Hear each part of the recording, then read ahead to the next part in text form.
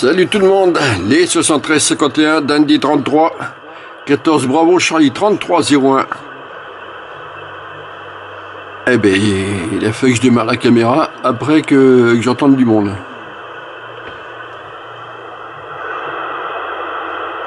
Ah ben c'est en... Zut.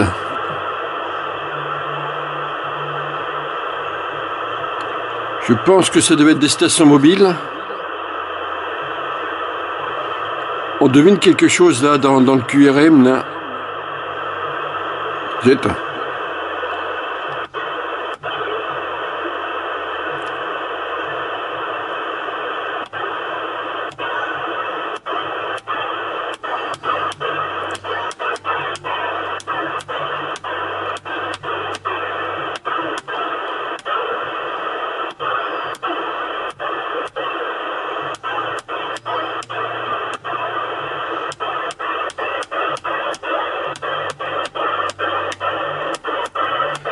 Bon, pour ma part, je suis à 50 km des grandes villes. Hein.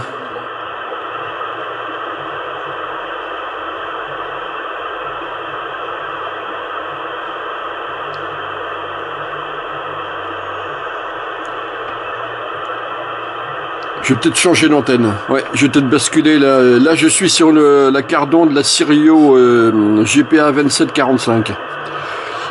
Je vais basculer sur l'autre. Voilà. Là maintenant, je suis sur la Sigma Mantova 8.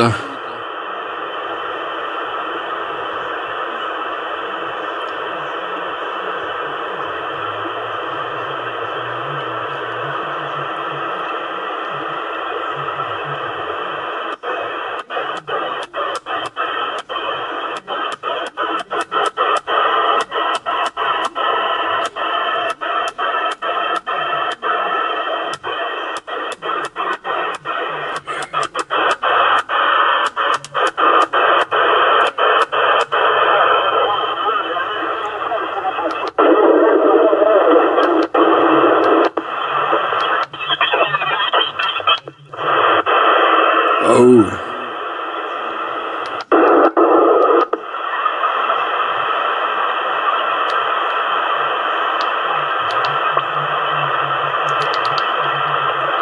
Qu'est-ce que j'ai fait?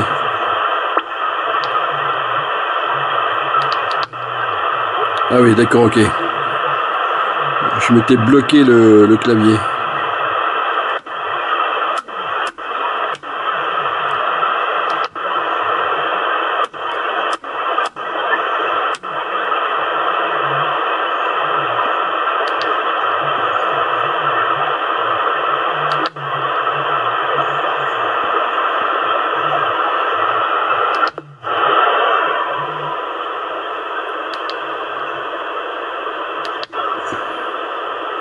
Ah oui, ok.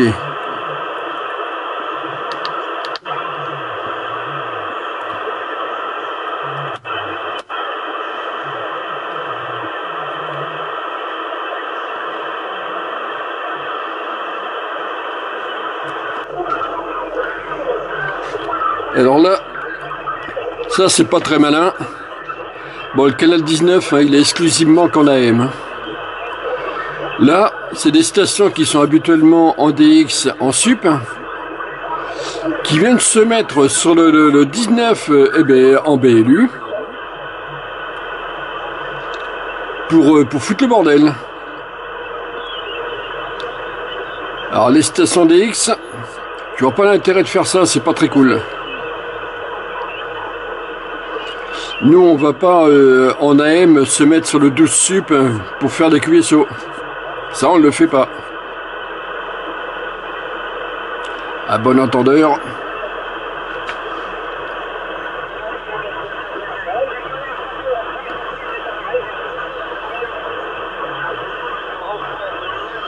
C'est sûr qu'après, ils peuvent dire que c'est le bordel sur le 19.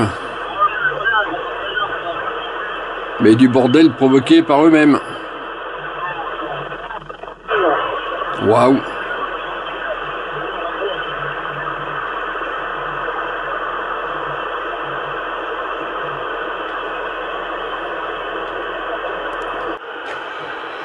Alors pour ce qu'on a entendu là juste avant, je vais rebondir là-dessus.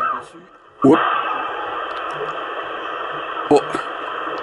La propague américaine arriverait déjà. Ah, il m'a coupé dans mon élan.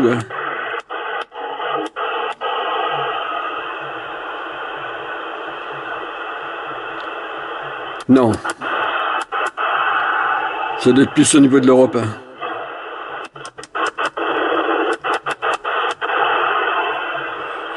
Ah oui, voilà ce que je voulais dire. Hein. C'est là concernant ceux qui se refusent de tendre la main aux nouveaux qui arrivent. Pourtant, qu'est-ce que c'est agréable justement de prendre un nouveau en charge et tout ça, de lui expliquer, je veux dire, ceci, cela et tout ça.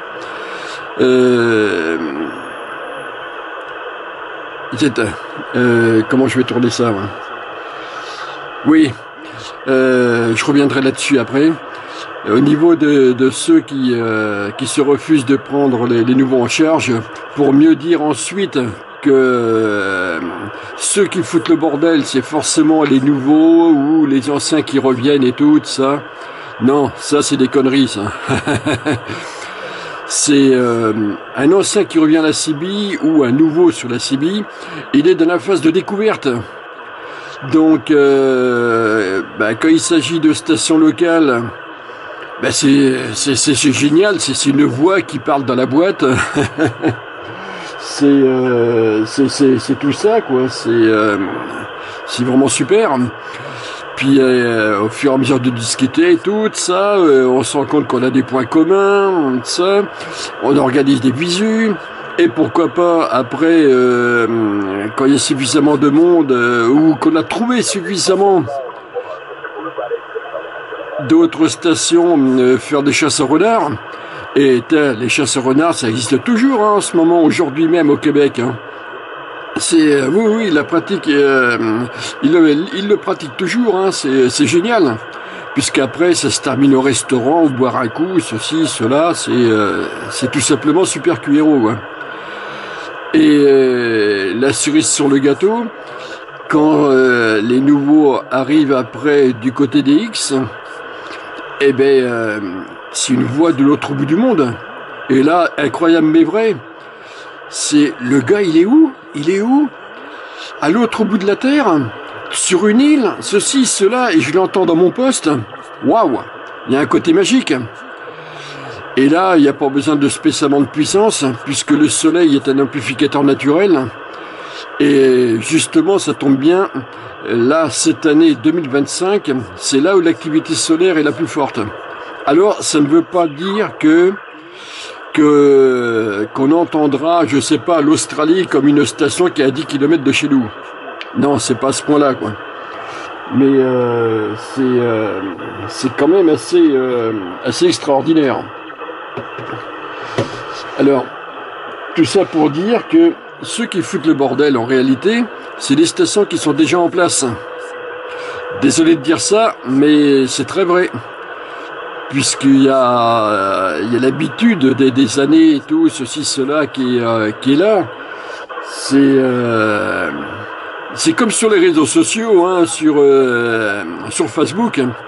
Ceux qui foutent le bordel dessus, c'est pas ceux qui arrivent tout juste.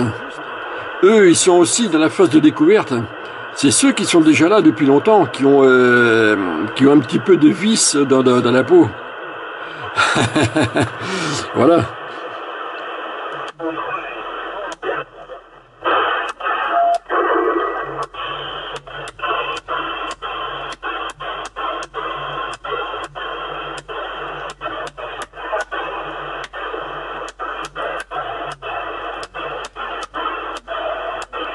Voilà. C'est vraiment calme.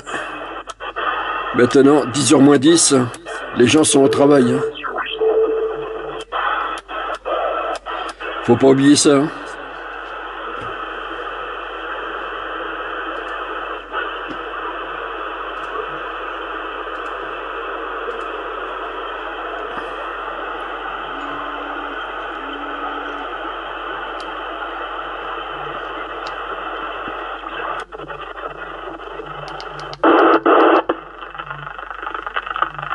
Waouh.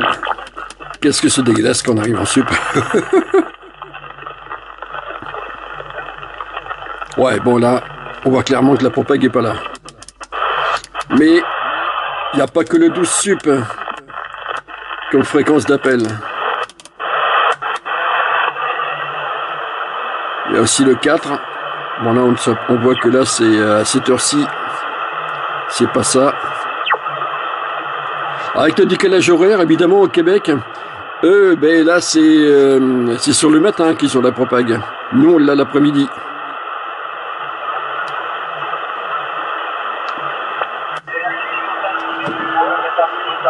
Hop là. Ah zut.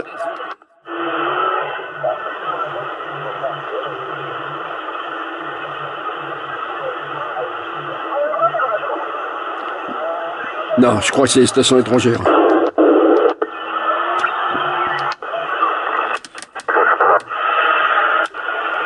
Là aussi, il y a une fréquence DX.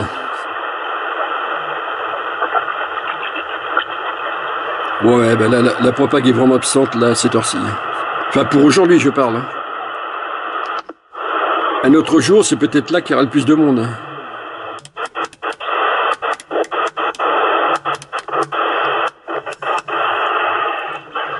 Ces jours-ci, là, il y a eu en début, vers les midis, par là, je sais plus, il y a eu les départements français, là, qui sont passés.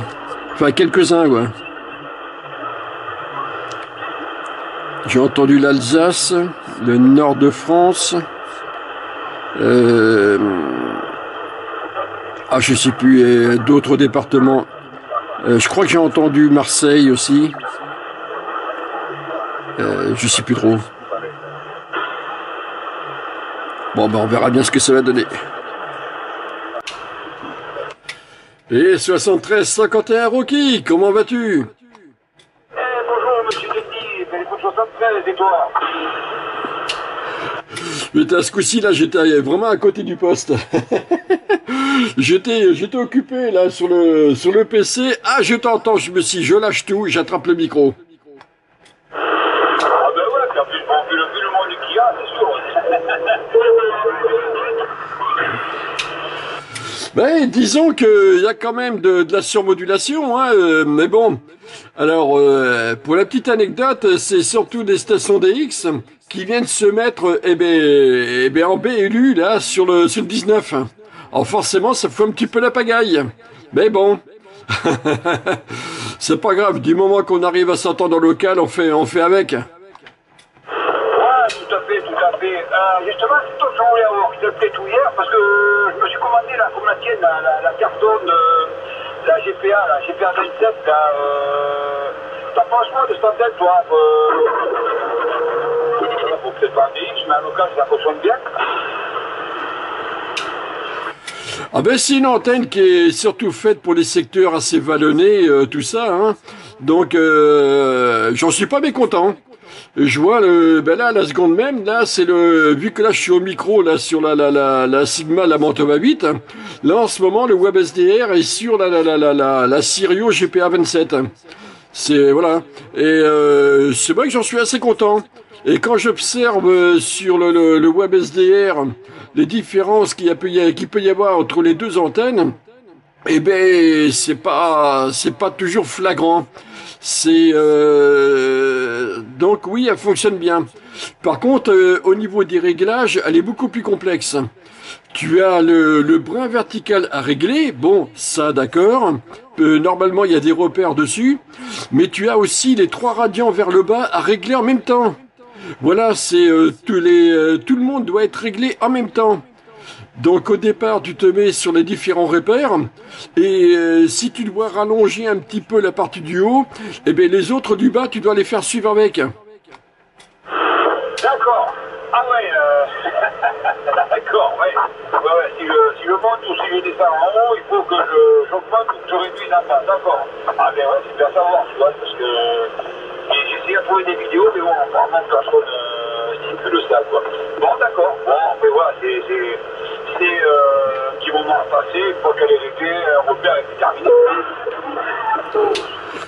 Oui, et c'est vrai que moi, franchement, j'ai eu énormément de chance, puisque bon, les repères sont effacés. Donc, je suis allé sur la fiche que j'ai là sur le forum justement de la Sirio GPA 27. J'avais mis les cotes dessus. Alors, je me suis mis sur les cotes qu'il y a sur le forum, et ben là, c'est nickel. J'ai pas de toast dessus, j'ai rien. C'est nickel. Bon, ben, écoute, de toute façon, oui, je vais voir, mais je vais voir. Parce que on va s'en servir avec François, très certainement. On va aller l'essayer là sur la butte de l'Audet, je sais pas si tu connais, à Soussac. Oui. On va se faire une petite journée là-bas, quand la propagation française va arriver, et ben après je vais la mettre au cuira, là, comme moi, sur Guide, on a assez vallonneux, donc peut-être que bon, je passe bien déjà à la fois, mais voir si je peux pas arriver à passer encore mieux, on va dire. Voilà, on peut toujours mieux. Alors sur la butte, je pense pas, non, sur la butte, je dirais que tu gagneras pas avec. Parce que c'est pas une antenne à gain comme une 5/8e ou une 7/8e. Là, c'est une antenne avec zéro de gain comme une demi-onde. Mais oui, c'est une quart d'onde, donc comme la demi-onde, c'est une antenne qui a zéro de gain. Par contre, avec un angle de règlement qui tire davantage vers le haut. Voilà la différence par rapport à une 5/8e, par exemple, qui va plus se tirer sur l'horizon. Oui, oui, tout à fait, ouais, que je vois, oui, c'est sûr, je vois déjà, moi, j'ai que des demi-ondes, de toute façon, les dipôles, c'est des demi-ondes, de trois quarts d'onde, la verticale, c'est une demi-onde. Déjà, ça fonctionne plutôt pas mal, hein, voilà. Vidéo à la pluie. Non, mais on veut l'essayer comme ça, on va l'amener, parce qu'on va faire sur un dipôle, donc, on peut monter pour faire la tête, voilà, c'est ce que je voulais dire, quoi. Et après, effectivement, ça montrait mon cuira, à la place d'un dipôle, voilà, pour récupérer un dipôle pour que je m'amuse sur distance. Voilà, voilà. Ok, oui, la butte de Launay, je connais, puisque j'y suis allé une année justement quand il y avait FCBA 33 qui était là-bas. Et pour la petite anecdote, ça faisait quoi? Ça faisait quelques jours que j'avais mon nouveau Duster. Et je vois la butte et tout. Je me suis dit, j'ai un Duster, je vais prendre des chemins, je vais couper à travers. Ah bah tu m'étonnes. J'ai piqué le nez droit dans un fossé. Et nickel, je peux te dire que c'est solide un Duster. Hein, parce que rien, nickel, que dalle. Et c'est l'un d'eux, justement, avec un pick-up, qui m'a sorti le nez du fossé. Et comme ça, j'ai pu rejoindre la route pour arriver sur la colline. Ah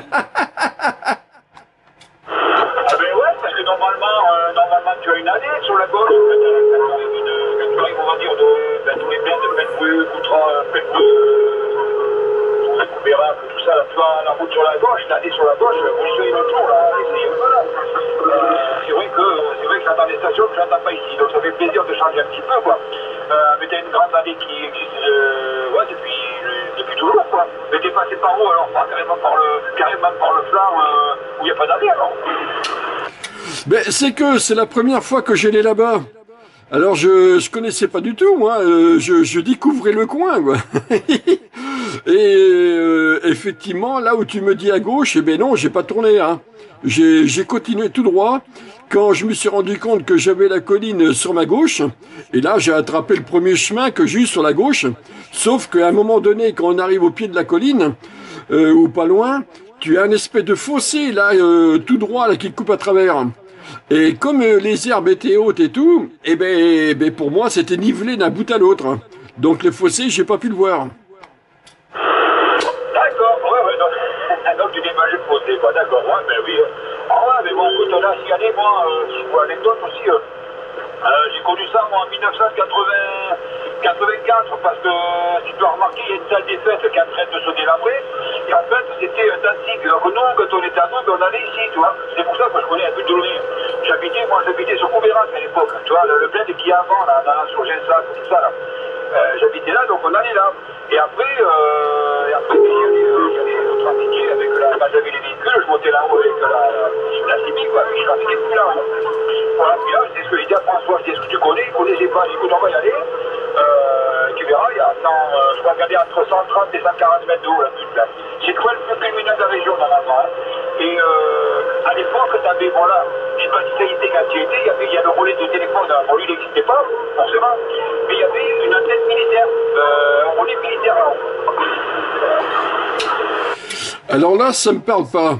Par contre, sur la butte, là, sur la colline là, de Launay, il te faut l'autorisation des propriétaires hein, pour pouvoir y aller dessus. Hein. Je te dis ça parce que justement, une fois, la FCBA 33 s'est fait contrôler par les gendarmes et on leur a demandé s'ils avaient bien l'autorisation de s'installer là. Bon, ben, nous, on a toujours dit ça, on a demandé. On est toujours monté, tout le monde y va sur ce but-là. Tu veux, non, enfin, peut-être moins maintenant, parce qu'ils en ont fait, comment on appelle ça, pour l'écologie, là. Je sais pas si t'as vu, il y a de l'herbe. Non, là-bas, c'était propre, mais là, c'est grave. Mais tout le monde y va sur l'autorisation, hein.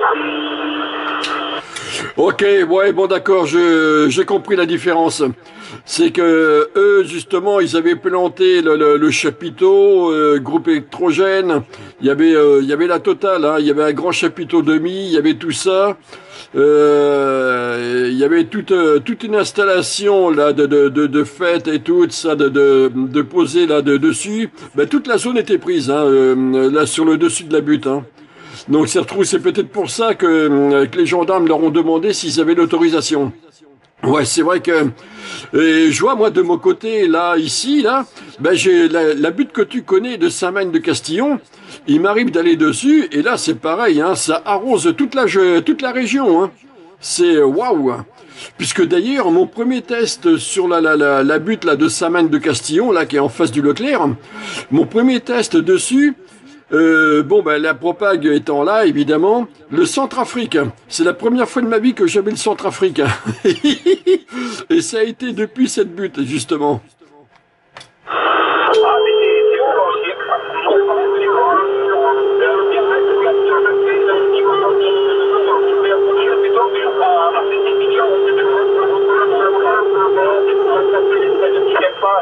Pour redescendre, je prends carrément en face, tu vois.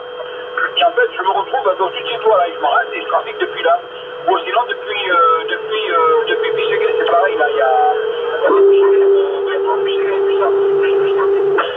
y a des espèces de moulets, je m'arrête là aussi. Oui, c'est ça, oui. Oui, exactement, oui. Mais c'est vrai que la butte de Launay, bon, c'est vrai que ça fait un petit peu plus loin, et elle est quand même mieux, hein. C'est, au moins là, t'as l'impression d'être sur un plateau et tout, là, c'est quand même mieux. Par rapport à là où je vais, où je me mets carrément au croisement de chemin, quoi. Donc, je me suis vu déjà en plein QSO, de ça, être obligé de bouger le véhicule et tout pour laisser passer et tout les gens qui travaillent là et tout, de ça. Bon, c'est vrai que c'est pas toujours évident, quoi. Putain, par contre là, je dois avoir de la surmodulation FM, j'imagine, je ne sais trop, parce que par moment j'ai du mal à te recevoir. Ah, mais ouais, mais il y a les autres derrière là. Comme ça, mais il y a la FM qui est derrière, alors forcément, il me couvre, et toi, il te couvre. Ouais, ben pourtant je suis au maximum là. Ok, bon je vais te laisser là pour le coup, je vais continuer là, peut-être je vois à 10h20 et je dois bosser dehors en plus là ce matin. Je crois que ça va pas le faire. Bon allez, faut vraiment que je te laisse, que je passe en QRT. Merci pour ce petit QSO, les 73-51 à toi. Et puis bon, bon appétit pour tout à l'heure, même s'il est encore un peu tôt.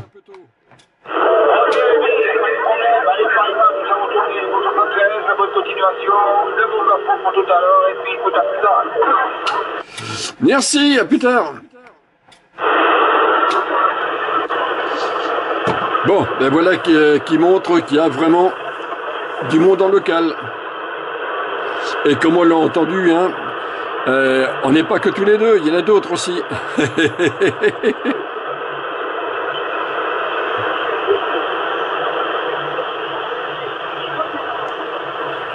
Petite astuce, comme vous avez vu, il a pris le micro. Voilà, tout simplement. La plupart de ceux qui disent aussi qu'il n'y a personne dessus, pour ceux qui viennent vraiment sur le 19, ne prennent pas forcément le micro. Ils partent du principe que, pourquoi je prendrais le micro si j'entends personne? Ben oui, mais quand personne prend le micro, ça fait beaucoup moins de bavard. À chier 3 coups.